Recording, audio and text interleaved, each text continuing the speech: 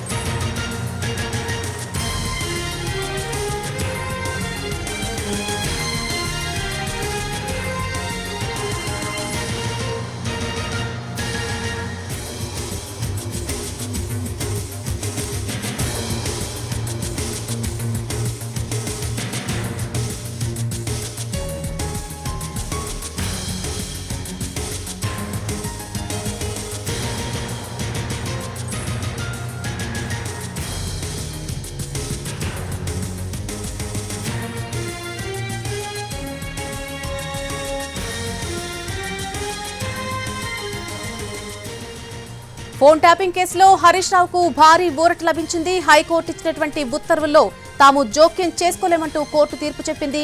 తెలంగాణ ప్రభుత్వం దాఖలు చేసినటువంటి స్పెషల్ లీవ్ పిటిషన్ ని కోర్టు కొట్టేసింది. తెలంగాణ ప్రభుత్వం దాఖలు చేసినటువంటి పిటిషన్ ను కోర్టు కొట్టేసినట్టుగా తెలుస్తోంది. హైకోర్టు ఇచ్చినటువంటి ఉత్తర్వుల్లో తాము జోక్యం చేసుకోలేమంటూ కూడా తీర్పు వచ్చింది. దీనికి సంబంధించి పూర్తి అప్డేట్ తెలుసుకుందాం. మా ప్రతినిధి శ్రీకాంత్ అందిస్తారు. శ్రీకాంత్. నళిని, తెలంగాణ మాజీ మంత్రి హరీష్ రావుకు సుప్రీంకోర్టులో ఊరట దక్కిందని చెప్పుకోవచ్చు.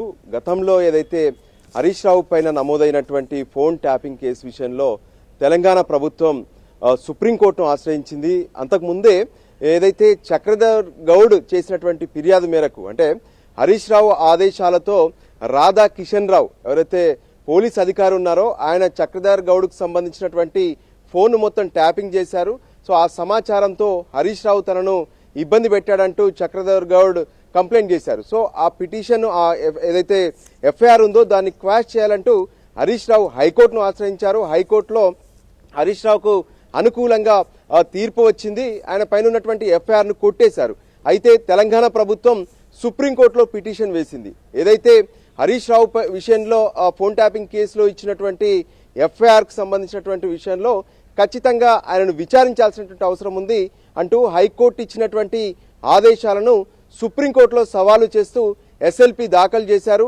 సో కొద్దిసేపటి క్రితమే ఎస్ఎల్పిని విచారణ జరిపినటువంటి సుప్రీంకోర్టు ధర్మాసనం జస్టిస్ బివి నాగరత్నతో కూడినటువంటి ధర్మాసనం ఇందులో ఏదైనా ఉంటే విచారణ జరపొచ్చు, కానీ ఏదైతే గతంలో ఉన్నటువంటి హైకోర్టు ఇచ్చినటువంటి ఆదేశాలు ఏవైతే ఉన్నాయో అందులో జోక్యం చేసుకోవాల్సినటువంటి అవసరం లేదు, ఖచ్చితంగా న్యాయపరమైనటువంటి కొన్ని అంశాలను పరిగణలోకి తీసుకోవాల్సి ఉంటుందనే విషయాన్ని కోర్టు స్పష్టం చేసింది. అంతేకాదు ఇటువంటి కేసుల్లో ఏదైతే కస్టోడియల్ ఇంట్రాగేషన్ అవసరం లేదు అంటూ కూడా జస్టిస్ బివి నాగరత్న కామెంట్ చేశారు. అయితే తెలంగాణ ప్రభుత్వం తరఫున సీనియర్ కౌన్సిల్ సిద్ధార్థ లూత్రా వాదనలు వినిపించారు. గతంలో ఏ విధంగానైతే తన వద్ద ఉన్నటువంటి అధికారాలను దుర్వినియోగం చేస్తూ పోలీస్ అధికారి ద్వారా చక్రధర్ గౌడ్కు సంబంధించినటువంటి విషయాలన్నింటినీ కూడా ఫోన్ ట్యాపింగ్ ద్వారా పూర్తి సమాచారాన్ని సేకరించుకొని ఆ తర్వాత అతన్ని బ్లాక్మెయిల్ కూడా చేసినటువంటి పరిస్థితి కనిపించింది. అతనికి ప్రాణహాని కూడా తలపెట్టారు. సో వీటన్నిటిని పరిగణలోకి తీసుకొని ఈ కేసును విచారణ జరపాల్సినటువంటి అవసరం కూడా ఉందని చెప్పి సిద్ధార్థ లూత్రా వాదనలు వినిపించారు తెలంగాణ ప్రభుత్వం తరఫున. కానీ హైకోర్టు ఇచ్చినటువంటి ఆదేశాల్లో జోక్యం చేసుకోలేమని చెప్పి సుప్రీంకోర్టు స్పష్టం చేసింది. నళిని, అయితే రాజు, నవీన్ రావు విచారణ జరిగిన తర్వాత ఖచ్చితంగా హరీష్ రావు విచారణ కూడా ఉండబోతుంది అనేటువంటి ఇన్ఫర్మేషన్ విన్నాం. కానీ ఇప్పుడు కోర్టు తీర్పుతో హరీష్ రావు విచారణ ఉండే అవకాశం కనిపించట్లేదు. కాబట్టి ఈ కేసుకు సంబంధించి తదుపరి కార్యాచరణ ఏ విధంగా ఉండే అవకాశం ఉంది అసలు? ఇప్పటికైతే ఈ కేసు చక్రధర్ గౌడ్కు సంబంధించినటువంటి case. So phone tapping regular కేసులో కాకుండా ఇది ప్రత్యేకంగా హరీష్ రావు పైన నమోదైనటువంటి ఎఫ్ఐఆర్ ను ఎప్పుడైతే హైకోర్టు తెలంగాణ హైకోర్టు క్వాష్ చేసిందో సో దాన్ని తెలంగాణ ప్రభుత్వం సుప్రీంకోర్టులో సవాలు చేసింది. సో దానికి అనుగుణంగానే హైకోర్టు ఇచ్చినటువంటి ఆదేశాల్లో జోక్యం చేసుకోలేమని చెప్పి సుప్రీంకోర్టు స్పష్టం చేసింది. ఇది కాకుండా రెగ్యులర్ గా తెలంగాణలో ఉన్నటువంటి ఫోన్ ట్యాపింగ్ కేసుకు సంబంధించినటువంటి విచారణ వేరుగా జరుగుతుంది. ఎందుకంటే అది ప్రభాకర్ రావుకు సంబంధించినటువంటి కేసు. ఇది హరీష్ రావుతో పాటు హరీష్ రావు ఆదేశాల మేరకు రాధా కిషన్ రావు ఎవరైతే ఉన్నారో ఆయన చేసినటువంటి ఫోన్ ట్యాపింగ్ కేసుకు సంబంధించినటువంటి అంశం. సో మిగతా ఏదైతే కేసు ఉందో దాన్ని సిట్ విచారణ జరుపుతుంది. దానికి అనుగుణంగానే ఆ సిట్ విచారణ కొనసాగుతూనే ఉంది. ఈ మధ్య కాలంలో ఆ సిట్కు అనుసంధానంగా మరికొంతమంది పోలీసు ఉన్నతాధికారులతో కూడా ప్రత్యేకమైనటువంటి సిట్ను తెలంగాణ ప్రభుత్వం ఏర్పాటు చేసింది. సో తెలంగాణకు సంబంధించినటువంటి ఓవరాల్ ఆ ఫోన్ ట్యాపింగ్ కేసు కూడా ఆ విచారణ ప్రస్తుతం తెలంగాణకు సంబంధించినటువంటి సిట్ విచారణ కొనసాగిస్తూనే ఉంది. నళిని, అయితే రాజు, తెలంగాణ ప్రభుత్వం దాఖలు చేసినటువంటి ఎస్ఎల్పీని కొట్టివేయడంతో నెక్స్ట్ ఏ విధంగా ముందుకు వెళ్లే అవకాశం ఉంది తెలంగాణ సర్కార్?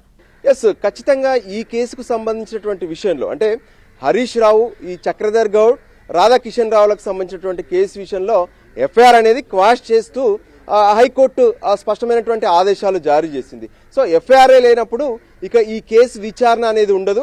అదే విషయాన్ని సుప్రీంకోర్టు కూడా అంటే హైకోర్టు ఇచ్చినటువంటి ఆదేశాలను సుప్రీంకోర్టు సమర్థించిందనే ఇక్కడ స్పష్టంగా అర్థమవుతుంది. ఎందుకంటే హైకోర్టు ఇచ్చినటువంటి ఆదేశాల్లో మేము జోక్యం చేసుకోలేము, ఈ కేసును కూడా విచారణ జరపాల్సినటువంటి అవసరం లేదంటూ సుప్రీంకోర్టు ధర్మాసనం అభిప్రాయపడింది. దానికి అనుగుణంగానే గతంలో ఏదైతే చక్రధర్ గౌడ్ ఇచ్చినటువంటి ఫిర్యాదు మేరకు పంజగుట్ట పోలీస్ స్టేషన్లో నమోదైనటువంటి ఆ ఎఫ్ఐఆర్ ఏదైతే ఉందో ఆ ఎఫ్ఐఆర్లో హరీష్ రావు పైన ఆ కేసు ఉంది, దాంతోపాటు రాధా కిషన్ రావుల పైన కూడా కేసు ఉంది. సో ఆ కేసుకు సంబంధించినటువంటి ఎఫ్ఐఆర్ను హైకోర్టు క్వాష్ చేసింది కాబట్టి అదే అంశాన్ని సుప్రీంకోర్టు కూడా స్పష్టం చేయడం, హైకోర్టు ఇచ్చినటువంటి ఆదేశాల్లో జోక్యం చేసుకోలేమని చెప్పడంతో ఇక ఈ చక్రధర్ గౌడ్కు సంబంధించినటువంటి కంప్లైంట్ పైన రిజిస్టర్ అయినటువంటి కేసు విచారణ అనేది ఇక ఉండదు. ఈ కేసు మొత్తం క్లోజ్ అయిపోయిందనే చెప్పుకోవచ్చు.